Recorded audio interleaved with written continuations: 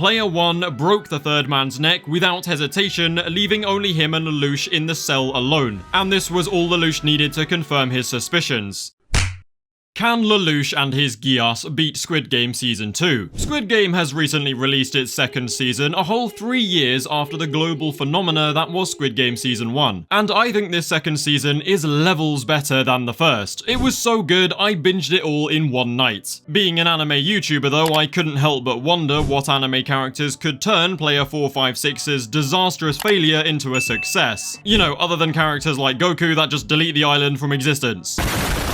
My mind then wandered to Lelouch from Code Geass, because as most anime enjoyers will know, Lelouch is one of the smartest characters around with an incredible knack for strategy. What makes Lelouch an even more intriguing addition to the Squid Game Season 2 players though, is his ability to control other people via his Geass. With the exception of this power and his massive brain, Lelouch is pretty much just a regular dude with no superpower abilities to be seen, so I decided he was a perfect fit for this type of video. However, due to Squid Game Season 2's plot being very different from that of the first season, I will not only be seeing how Lelouch tackles each of the games to ensure his own survival, but I will actually be devising an entire scenario where Lelouch is tasked with the goal of taking down the Squid Game alongside Player 456 to see if his addition to the team can change the, unfortunate outcome that they faced in the season finale. Also, yes, I will be referring to the players mainly by their numbers because I already know I'm gonna butcher the pronunciation of their names and I don't want to disrespect them like that. Anyway, remember to drop a like on the video, subscribe to the channel, and let's get straight into seeing if Lelouch can beat Squid Game Season 2. Before discussing anything to do with Lelouch's involvement, let's first lay out the rules of his Geass as presented in the Code Geass anime. The rules can get a bit techie and unclear sometimes, so we're gonna keep things nice and simple, you know, for entertainment's sake. First of all, Lelouch must make eye contact with the target that he's trying to control. Secondly, any number of commands can be given during the initial use of the Geass so long as he maintains eye contact. And the effects of any long-lasting commands have no set time limit as demonstrated in the anime. Once the commands have been fulfilled, the target is then unable to remember ever being under its influence at all. And finally, Lelouch can only use his Geass once per person, so he must be very careful how he chooses to use it and when. As you will know from having watched the show, Season 2 of Squid Game follows the previous winner, Gi-hun, aka Player 456, on his mission to take down Squid Game once and for all. After a very tense round of Russian roulette with the Squid Game recruiter, Player 456 is left in a position where he must now enter the Squid Game yet again in order for Mr. Kim and his men to track his location via a sneaky dental implant. But of course, the game managers were very careful not to let such a device enter the game, so they sneakily removed it, leaving Gi-hun trapped in his nightmarish game once again. In my new and improved scenario though, the tracker is merely Plan A. Plan B involves considerably more planning, to such a degree where they could even fool the Squid Game managers. Before deciding on the tracker plan, Mr. Kim will put Gi-hun in contact with a certain someone who is somewhat of a professional at conducting these kinds of operations. A Japanese man operating as a freelancer who uses his genius intellect and secret mind controlling ability to secure people's freedoms and take down brutal operations like Squid Game. Kinda like Sherlock and his self-proclaimed consulting detective status. And yes, I know that's not what Lelouch is canonically, but like, this isn't canon, so just roll with it. Anyway, the task of taking down this so-called Squid Game intrigues Lelouch, so he agrees to join the operation and make his way to South Korea in advance in order to begin preparations with Gi-hun and the others. Being the absolute genius that he is, he also learns Korean in advance so that he can communicate with everyone flawlessly. The plan is simple enough. For Lelouch to get into the game completely separate from Gi-hun, under the pretense that he is a homeless and naive gambling addict.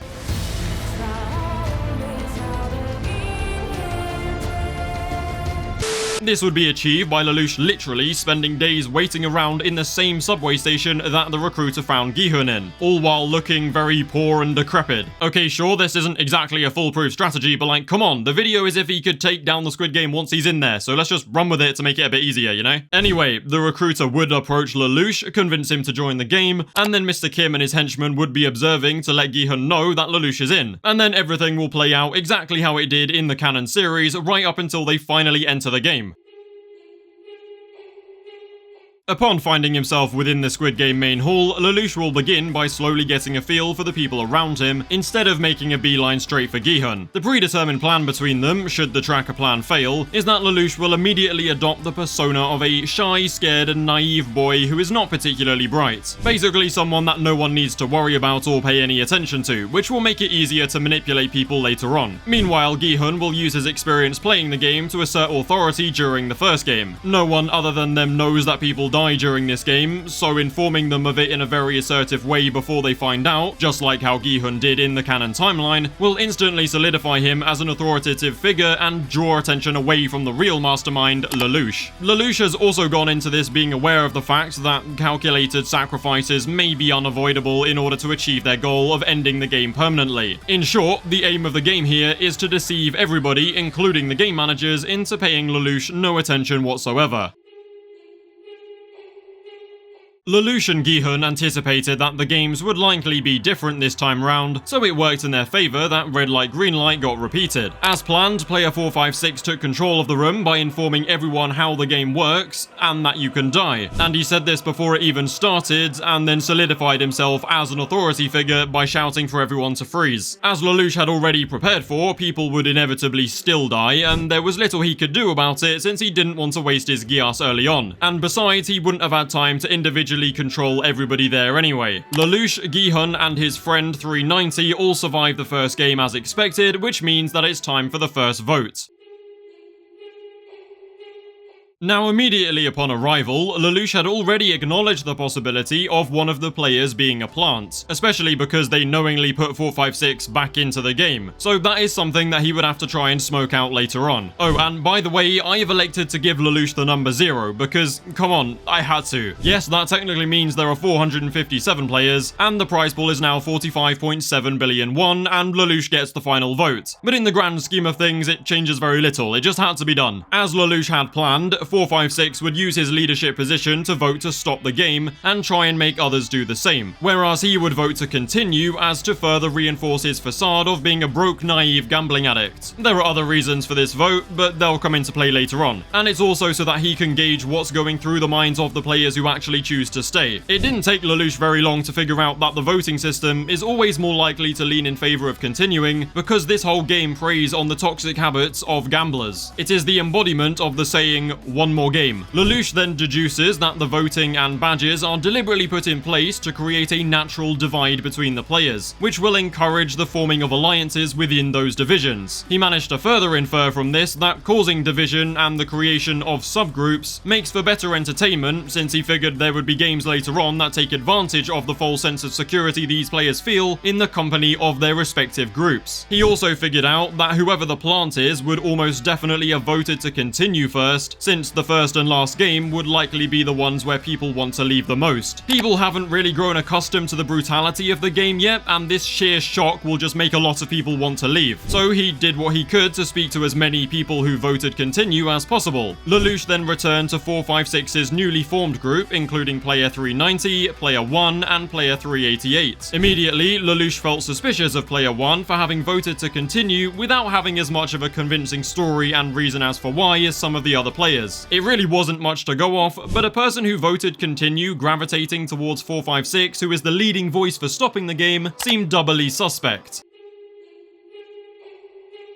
After the vote, some food, and some sleep, it was finally time for the second game. Now, over the course of the first night, Lelouch wasted no time in getting to know as many people as he could from both sides of the vote. Most were quiet and reserved, but there were some of interest and potential use. I'm not going to list them all out, but they are obviously all the important side characters in the show, because duh. Anyway, they reached Game 2's location and listened to the rules of the 6-legged lap around the circuit of 5 children's games. Exactly as Lelouch had anticipated, team building games early on to create an internal false sense of security that the game could then destroy later for the entertainment of the fat cats upstairs was the general strategy. Because their life was on the line though, the key to this game was keeping calm and not letting the panic affect your performance. Due to it being a team game, his life was in the hands of the other players on his team, so he would likely have to use the Geass to ensure victory. Not wanting to waste it on 456's team, especially number 1, Lelouch offered to leave the already existing team of 6 and then fight find his own one. He made his way to player 120 because he had earlier determined that she was calm and level-headed. Having motivations other than the addictive nature of gambling also meant she was more driven and focused than the others. And so Lelouch ended up replacing the crazy woman and joining player 120, player 7, player 7's mum, and player 95's team. I don't know why I said 95, it's 95, whatever. In order to maintain his naive persona, Lelouch actually did not command any of his team to follow his instructions. Instead, he found an opportunity to look them each in the eye individually and said that he trusted player 120 to get them through this, so they should follow her lead too. And this of course means that the other players would follow 120's calm and precise instructions indefinitely, which by extent means that he can use the Geass on player 120 later on in the game and then indirectly control the remaining players a second time through player 120's orders, all while staying in character. With player 120 telling them to each stay calm, not to panic, and try their best, Lelouch's team passed with flying colours, as did Gi-hun's team. Well, for the most part.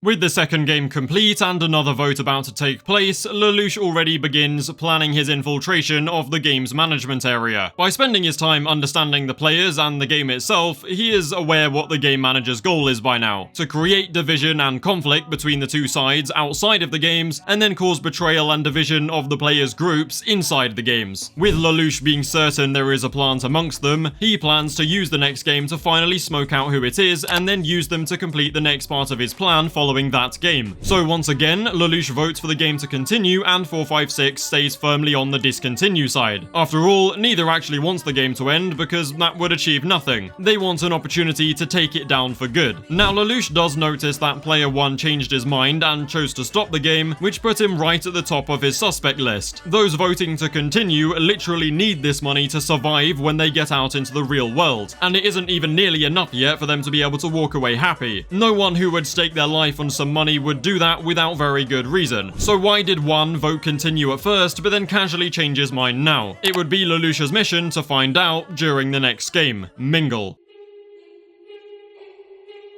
The rules to this game are simple. You all stand on a rotating circular platform in a giant arena with doors spread around the perimeter, 50 to be precise. When the platform stops spinning, a number will be called and you must form groups of that number and then close yourself within one of these rooms. Anyone who fails gets shot. This was perfect for Lelouch since his Geass would make survival significantly easier, meaning that he can put all of his effort into investigating player 1. The game played out as it did in the series, with many dying and Lelouch inevitably surviving all the way to the final round. For the final round, Lelouch deduced that the number called would be 2, since there are 126 people left and only 50 rooms, meaning 100 people would likely survive and 26 would be forced to give up. From the beginning of the game, Lelouch monitored the rotation of the platform. He knew it was likely being controlled from a control panel and would spin for the same amount of time each round. By looking at the numbers of the doors, Lelouch worked out exactly which door number he would face each time he got back on the platform, and each time he was correct. So upon reaching the final round, he began his plan. First was positioning. He positioned himself where he normally did alongside 456 and 1, while also keeping Thanos the Rapper and the other weirdos close by. Now while the platform was spinning, Lelouch ordered another player to immediately run into a specific door when the number was called. The platform then stopped, the number 2 was called, and so everything yet again burst into chaos. As Lelouch had expected, they were roughly in front of the exact door he had told the man to run to. Lelouch then grabs player 1 and quickly made his way to that same room where he hurriedly opened the door for player 1 to enter. Lelouch remained close to the door with his hand on the handle just in case he needed to enact one of his backup plans. But there was no need. Player 1 broke the third man's neck without hesitation, leaving only him and Lelouch in the cell alone. And this was all Lelouch needed to confirm his suspicions. Casually voting to continue the game after learning his life is on the line and then switching up the very next game, having no real motivation to risk his life for that kind of money in the first place, immediately getting close to Gi-hun, and now casually killing a man without a lick of hesitation. It was done. Lelouch had found his target. Now, I know what you're thinking. What if player 1 didn't kill him? What if Lelouch was wrong? Well, if player 1 had thrown him out of the cell instead of breaking his neck, the result would have been much the same. And remember, Lelouch is not afraid of accepting sacrifices for the greater good of ending the game permanently. If he was wrong and player 1 left the third man alone, Lelouch would immediately leave the room and use his Geass on the scum next door to make one of them leave their room, which is exactly why he had tactically placed himself right next to the drugged up Thanos the Rapper and his no good friends. Fortunately though, it never came to that. Lelouch was right. Player 1 was the traitor. So, with the third game over, it was finally time for the endgame.